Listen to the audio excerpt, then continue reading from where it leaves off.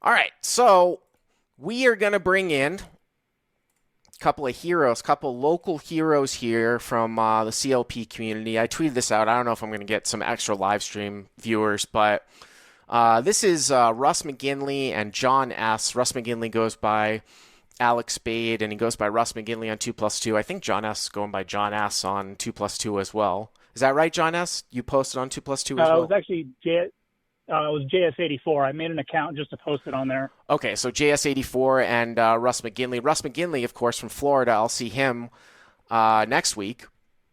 He is this Russ? Russ, are you on the line? Oh, there's Russ. There's Russ. I was like, wait a minute. There's a guy from. Sorry, yeah. So Russ, I'll see Russ in Jacksonville next week when I go to Best Bet Jacksonville. But these are two guys that combed through the Stones live poker footage from when Mike Postle started to play on the show, which was back at the beginning of 2018, and went through basically the totals of how much he won and how much he lost each show. Now that is a lot harder than people think, as compared to Live at the Bike, where they basically put up the totals. Now, I have to preface this by saying this whole sort of story, broke, I don't know, like almost just about a week ago, right? Because I remember I was driving here to Vegas. We had just moved out of, my wife and I had just moved out of the place in LA, and it started to break with the Veronica tweet. And then I told people in the Crush Live Poker community, I was like, I don't know if there's enough here from Veronica just to implicate this guy, but if you guys go and somebody goes and looks at the totals, I can almost bet that if he is doing something crazy, it's going to be found in the math. And boy, has it ever. I think that I had estimated, guys, that he was probably going to be winning around $800 an hour. And I estimated that he played longer on the show, for more hours on the show, than he actually ended up doing.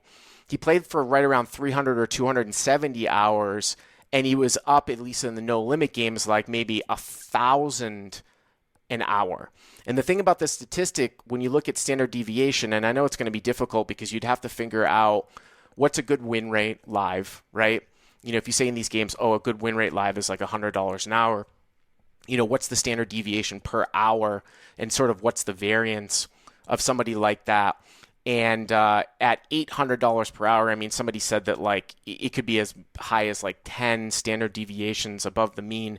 Somebody put out that splash graph with Pot Ripper and Postle being even to the right of that. I mean, mathematically, if we're in the ballpark for what an hourly is and get the variance down in the standard deviation per hour, we're talking about like the chances mathematically of someone having that win rate is like 1 in 100 zeros, like a Googleplex, like somebody said, like more atoms like in the universe or something like that.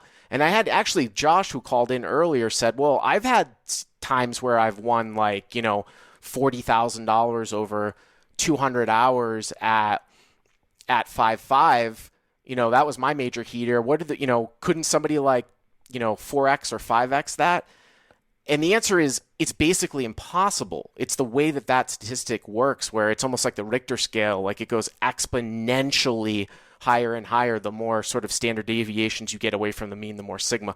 But I wanted to bring you guys in on this. So, Russ, I know you took 2018, and John, I know you took 2019.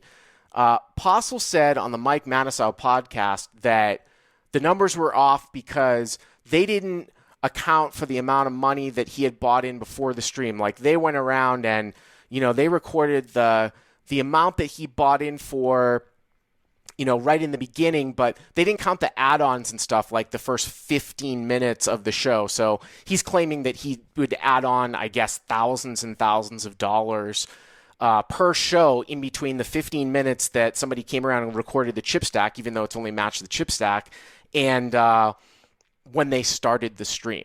So let me start with you, JohnS. How did you go about trying to figure out where he started from and then where he ended in terms of the statistics for 2019? So what I did is I started the stream, and you look for the very first chip stack that everyone has, not just Postle, but everybody. And with some streams, when they start a table, everyone has like $500 or $1,000. They're basically max buying. So it's not like they're dumping chips on the table like he's claiming. Yes, sometimes they did start with 3,000 and 4,000, but sometimes they all started with 500. Okay. And it's pretty clear to see what's happening. And then as I would fast forward through the stream, I would look for any time anyone had a significant increase in chips, because he is right. There was a lot of add-ons, but it was match a stat game. You know, of course, someone who has an advantage is going to be adding on, but I counted that. And if I ever saw him have an increase in chips and I couldn't see a pot where he played it or where he won a pot to get those chips, I would add on even if I wasn't sure. So I always erred on the high side, because there were times where he would have 2 stacks of green just added on, and it's like, where did these come from? So I just assumed they were an add-on because that actually looks better for him. Right. And by the if I way, had to take a guess, I would. I was just going to say, I meant to say this in the beginning. By the way, you guys came for, and I know that there are new statistics here, but it was something like 276,000. Was it 280,000 over 207? What was the total that you guys came up with in just the straight no limit games? Both years. The two of us had was 253,000 over 277 hours. Okay, so and then someone else found three no limit streams that I missed, which were actually another 25,000 total between those 3 streams for about another 12 hours. So you had it's right about just under $1,000 an hour. So you had about 253,000 through like 270 odd hours, and then somebody found another 3 streams where it was another 12 hours at 25,000. Is that what you said? Something like that? Yes. Another 25,000. Right. So it was like approaching. And then all the mixed games. Yeah, 280,000, 285,000, and then I saw that he won some PLO, so now it's over 300,000. So what you're saying is that even though with all these internet sleuths out there, JohnS, there's probably still not necessarily enough time basically in this week when this scandal's been going out for all the hours to necessarily have been covered. But your methodology was you were sort of kind of fast forwarding, but you were sort of seeing every hand. Maybe you were going through it. And because it was match the stack, you could just see when the chips basically got larger in anybody's stack. And you would err towards just making that an add-on for Postle, right? Because he would automatically cover everyone. So it made it easier that it was match the stack. Is that about accurate? Correct. And I actually used 2 things. I used the actual stones count, and since what someone else figured out is that Postle liked to sit in seat 1 and 2. One of those cameras has a perfect view of his stack, so you can see if his stack increased or not. And because that game mostly used 5s and 25s, and he kept his chip stack very neat, which made it easy. He didn't do like, an Andy or a Nick Bertucci and did towers. Right. You could eyeball his stack and within 5 seconds be within a couple $100. So it was very easy to see what was going on with his stack and everyone's stack. So you look for a change and you find why it changed. So you're very confident that the episodes that you cover were pretty accurate, because you're going from hand to hand and you're just looking. You see his stack every single hand. And what you're saying is that if you saw an increase, you would add that, right, into the data? Right. If I saw an increase, I would go look. Like sometimes hands are short, guy 3 bets, he 4 bets, takes it down. But I would look for that. If I saw an increase, I would see why. And if I couldn't see a hand, it was an add-on. And I watched.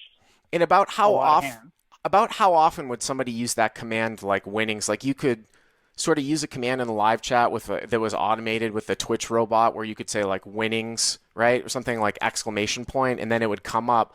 How often did you see that, and how accurate did you think that was, if they weren't keeping track of like all the rebuys? That part was only on my side, Bart. That was only on your side, Russ? Oh, okay. I did YouTube only. Oh, you did YouTube. Okay. He did Twitch. The interesting thing is that John and I both did things differently for the same, getting to the same results on accident. John went through YouTube. I went through Twitch because I knew of that command. Okay. Because like you mentioned, like Live at the Bike and Best Bet, when they do their streams, they show the winnings throughout the show on the screen for the viewers. Right. For whatever reason, Stones doesn't. Right. But in the chat, anybody on Twitch can put in that command that will show the winnings and the losses at that point. The stack sizes are totally irrelevant to the winnings, as are the add-ons. Right. They're totally irrelevant. So were you on your end, Russ? So Russ, you covered 2018. So John did 2019. from YouTube where there isn't those commands because you don't have a, I don't know. Yeah, I guess YouTube free ones, they have a live chat that you can go back into, but you don't have the ability to do those commands. Russ, when you went through 2018, were you using most of that command or were you doing it yourself? Because I'm trying to figure out how accurate that command was. Well, I was doing it with the command whenever possible, and then afterwards, if there was, when I was talking with John about it, I went back and looked for add-on as well, just to make sure. Like both of us went to the beginning, got his beginning chip count and end count just to have it for informational purposes. Obviously, you don't just start at the beginning and go to the end and say, oh, look, he's up this amount of money. But what the command does is it's linked into the software for money that is put into the pot by both players or however many players there are. Okay. So, and remember that almost all of these hands that Postle plays do not go to showdown, and they're not all in hands. It's Postle betting and people folding. So if someone's chip stack is off, most of the time is what's going to happen is the dealer is going to announce the bet size for the action tracker to put that in the action tracking.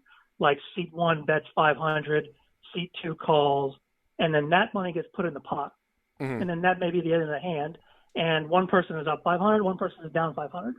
Now, whether Postle or whoever adds on after that hand is totally irrelevant.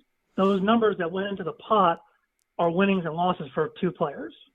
Oh, so it has nothing to, so it does not, so all right, this is, because now I'm learning something, because I always thought that, I think they might do it on differently with Live at the Bike, Russ, where they sort of just eye the stack and then they manually put in, I don't know if there's a command for Live at the Bike with Twitch, but they sort of eye the stack and then they, at the end, right, the end stat that they put up like on the program feed, they're sort of manually looking at somebody's stack and what they started from. So if somebody did add on, it wouldn't be accurate, right, if they missed an add-on. But you're saying this was more computerized. Is that right? Yes. Okay. Yeah. So both of your so John, you're eyeballing it, but you feel very confident because you're going through all the material. And Russ, you're saying that the actual computer command is quite accurate because it's based upon the actions, right, of what's in the pot. So that's quite interesting.